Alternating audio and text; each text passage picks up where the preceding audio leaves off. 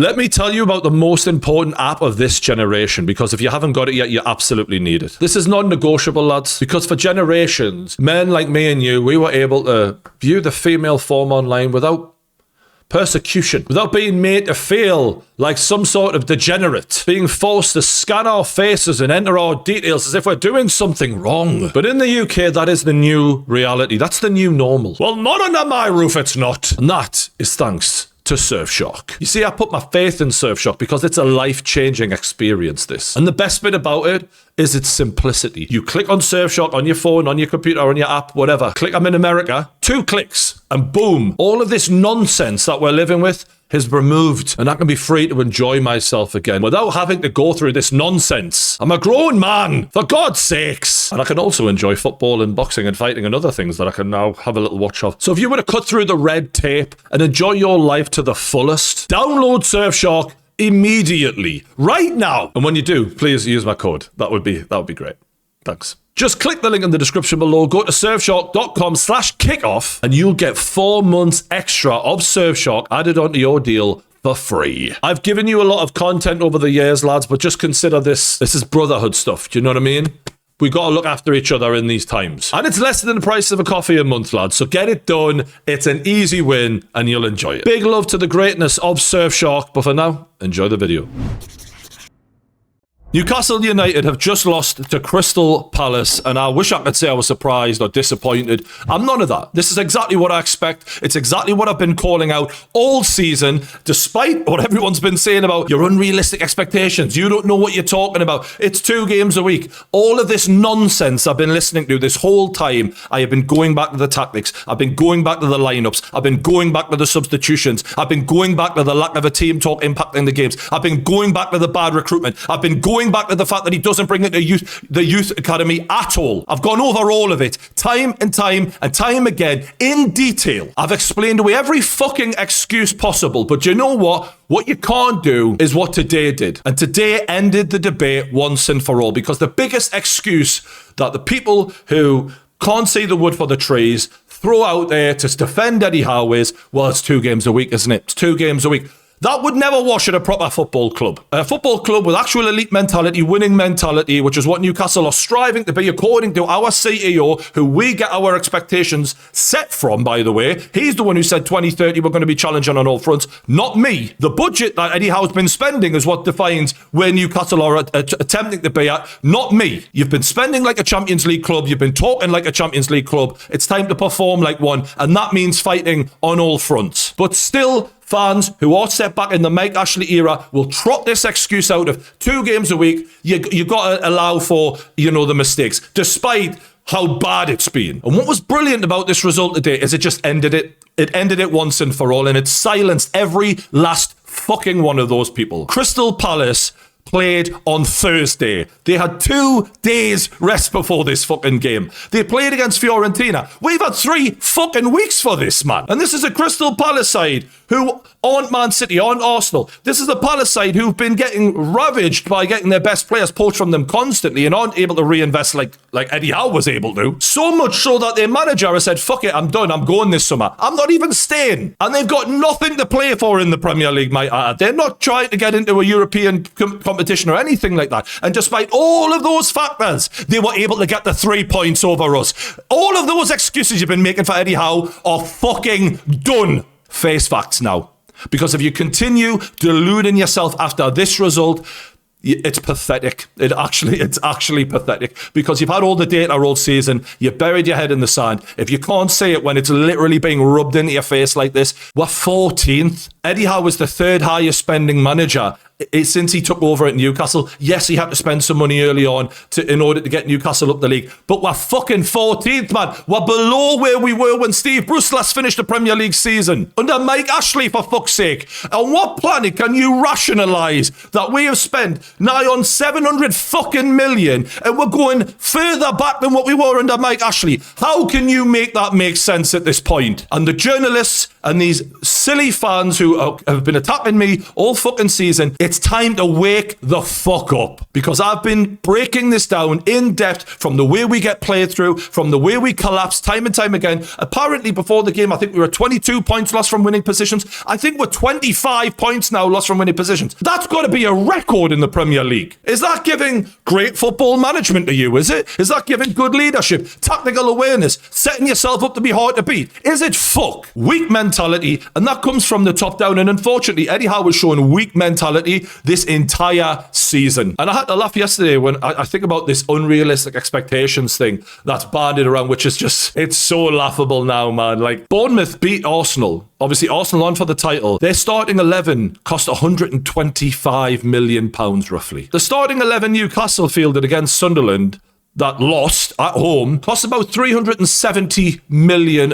And then if you add the substitutes, about £550 million to Bournemouth's £125 million that beat Arsenal. And I'm hearing unrealistic expectations. The way we spend money is that of a Champions League club. That's a fact. Aston Villa don't spend money like a Champions League club. Their wages are similar, but they're not spending like we are. £50 million a fucking player. I counted that on 12 fucking players in the last video I made. 12 players, roughly averaging £49 million ahead from Eddie Howe. And people are talking about unrealistic expectations when fucking Bournemouth are doing Arsenal over. Bournemouth have lost 7 games this season and Newcastle have lost 14 games this season. And we're talking about unrealistic expectations. Shut the fuck up. That Derby defeat should have rocked this club to its very core. Apparently, according to the CEO, it wasn't something they just brushed under the carpet. It was something that resonated. Well, tell that to the fucking players, Hopkinson, because it didn't look like it resonated in this game, did it? Flat as fuck. That first half could have sent a glass eye to sleep. It was fucking shit. You'd have thought we would have come out with some intensity. Palace were knocking it around like we weren't even there for the first 10, 15 minutes. We weren't even in the game. It was a terrible game of football. It looked like 13th versus 14th. This notion that we're just underperforming because we've been in Europe this season. We are shite, man, you idiots. 3 weeks for that shite. In the first half, Ramsdale made a good double save. They had a free header that went just over the bar. They could have been winning in the first half. We got lucky, basically. They were shit in front of goal, and Osula managed to tuck the chance away. And I'm like, you know what? We don't fucking deserve that. We don't deserve that at all. But I'll take it. But you always think with Newcastle, go a goal up. What's coming next? We're going to lose. We always fucking do at this point. Palace had a header off the bar, and their manager didn't just sit on his hands like Eddie Howe does week after week after week. He made some proactive changes, and the reality is he brought on some first teamers, right?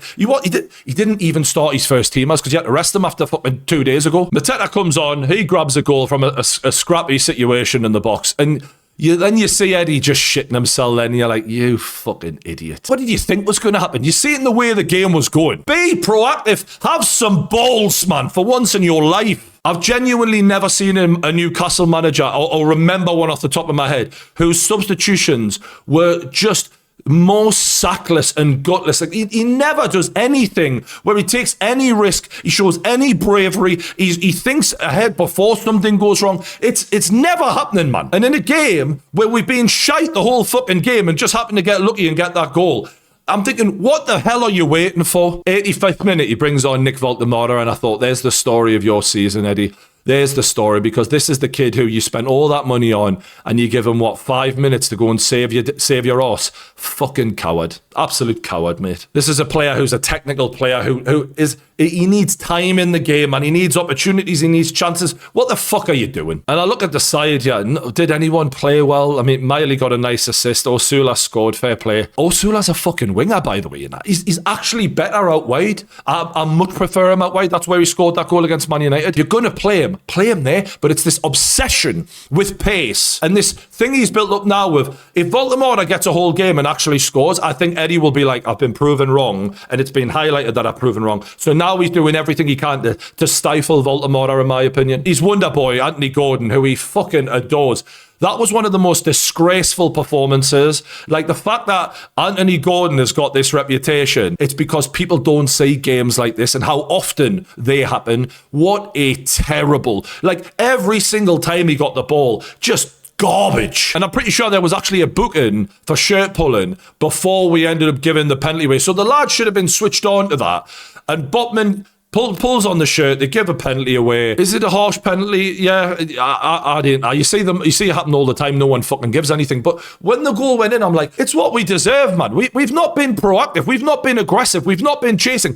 These motherfuckers who played 2 minutes ago, they're the ones who've been going after it. They're the ones who've been trying to make something happen. How often Eddie bottles games like that is one of the main reasons why we are constantly losing from winning positions. And if you said to me, what was the plan in this game of how to break Crystal Palace down?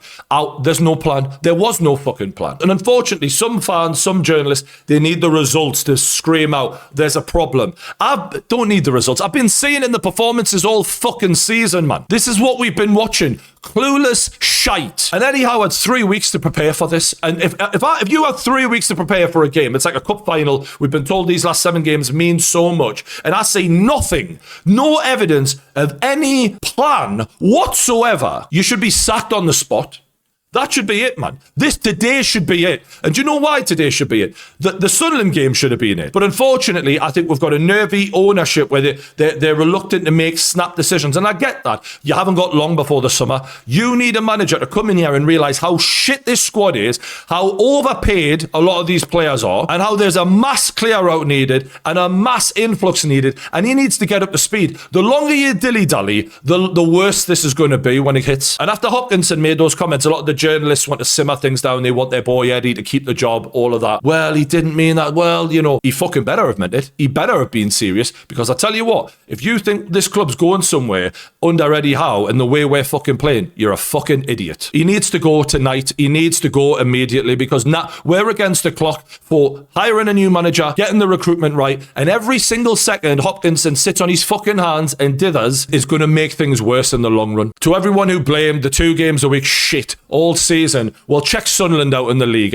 They're fucking 4 points clear than us. Does our 2 games a week account for that, does it? Does that mean that a newly promoted side in Sunderland should be 4 points clear of us? Does that make that okay, does it? You clowns. Crystal Palace showed today that you're talking bollocks. And if you don't know by now, then I give up. I'm not going to explain this to people. I'm not debating anyone anymore. The debate is over. The debate is well and truly over now. Eddie Howe needs to get the fuck out. That's all I've got to say. Subscribe. I'll see you on the next one.